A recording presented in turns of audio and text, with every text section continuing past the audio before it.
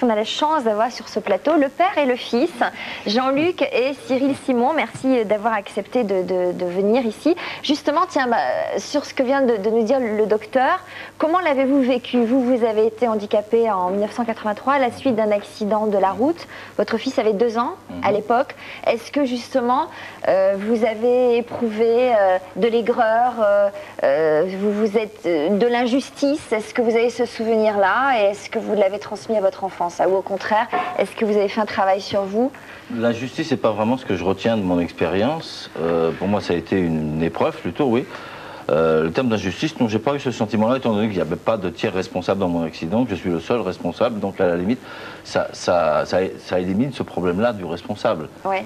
Je suis le responsable et j'ai pas eu de tiers, et j'ai surtout eu la chance d'avoir personne dans ma voiture, donc pas de culpabilité par rapport aux autres. D'accord. Mais quand on se retrouve handicapé comme ça du jour au lendemain, avec une vie qui devient très différente de ce qu'elle était, psychologiquement, j'imagine que c'est très dur à accepter. Comment ça s'est passé? Vous, le fait d'avoir un petit garçon de 2 ans comme ça vous a permis de positiver? Il lui roulait dessus tous les matins. Et puis, c'est une reconstruction. Je crois que j'ai essayé tout de suite de chercher qu'est-ce que je pouvais gagner de cette expérience.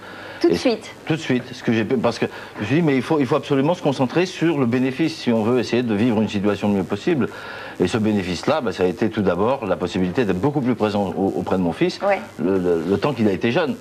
J'ai été forcément moins présent, j'ai été moins présent avec lui depuis qu'il a 10 ans, mais entre 2 ans et 10 ans, j'ai élevé mon fils pratiquement quotidiennement. Ouais. Donc ça a été pour moi la chance d'une relation privilégiée. Qu'est-ce que vous en pensez, vous, Cyril?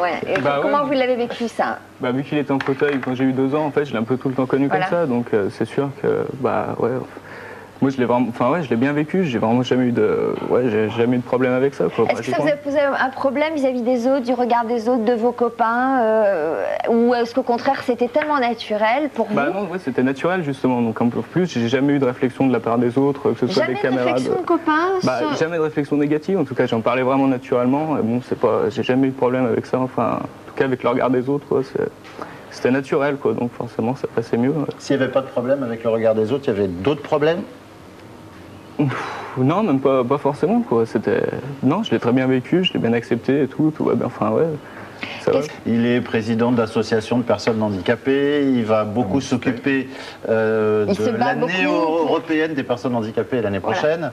Pour la reconnaissance et l'intégration des personnes handicapées. Il faut dire pour avoir un peu une idée du parcours, j'étais un professionnel du handicap avant mon accident. Ah bon? Donc je suis passé d'un côté à l'autre de la barrière, et quelque part c'est ce que j'essaye de mettre en valeur, c'est cette double expérience. À vous, j'imagine qu'à un moment il y a eu de la révolte, forcément. Mais comme tout adolescent, voilà. Tout à fait. Mais bon, en fait, j'habite avec ma mère, comme mon père était sur Paris, donc déjà je le voyais moins en fait. Mais bon, c'est sûr que j'ai fait ma crise d'adolescence comme tout bon ado. C'est plutôt bien, non, d'ailleurs? Bien sûr. Ouais, il a fait sa crise d'adolescence.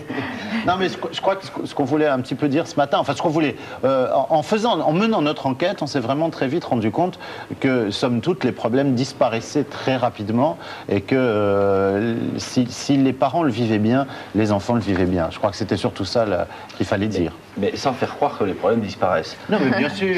Les problèmes restent là. Par contre, on les affronte ensemble. Je crois que c'est le fait de la famille, d'affronter les problèmes ensemble. Dans mes recherches bibliographiques, ça a été rapide.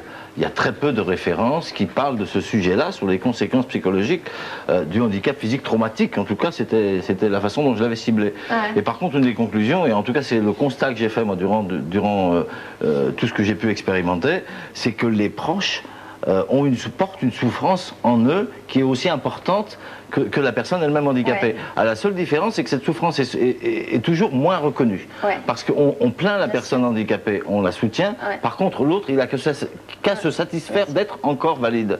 Donc, on ne le plaint pas, lui, on l'ignore. Souvent, il ne reconnaît pas sa souffrance. Et je crois que c'est ce qui est entendu dans le témoignage de cette dame. Alors, Vanessa, il faut que vous trouviez un psychiatre outillé. Oui. Voilà. Alors maintenant, trouver ça dans la région. Vous allez me chercher. Dans le reportage, on voyait que François, il profitait beaucoup de la situation de temps en temps. Vous en avez profité, vous aussi, Cyril, de la situation? En étant petit, ouais, quelques fois, mais bon, je pense que j'ai vite arrêté vu que c'était... Genre faire une grosse bêtise et partir vite. Ouais, prendre son vélo et aller plus vite que le papa. Bon, ça c'est sûr que... Je l'ai pas fait souvent parce que bon, c'est parce qu'après il arrivait quand même. Ouais, et puis quand ça arrivait, je pense que je l'ai bien senti. Moi, dans mon rôle de parent, par rapport à ça, j'ai trouvé un avantage. C'est-à-dire, j'ai été obligé d'apprendre à contrôler, avec des guillemets, mon fils avec la voix. Et donc, ça oblige à trouver d'autres méthodes. Et on se rend compte que c'est possible aussi. C'est-à-dire que je ne pouvais pas avoir au recours aux contraintes physiques. Donc, de la question, et qui montre que les personnes qui vivent à côté des personnes handicapées ont aussi des choses à exprimer et portent des choses qui ne sont pas reconnues. Et je crois que c'est le plus que ce que je retiendrai.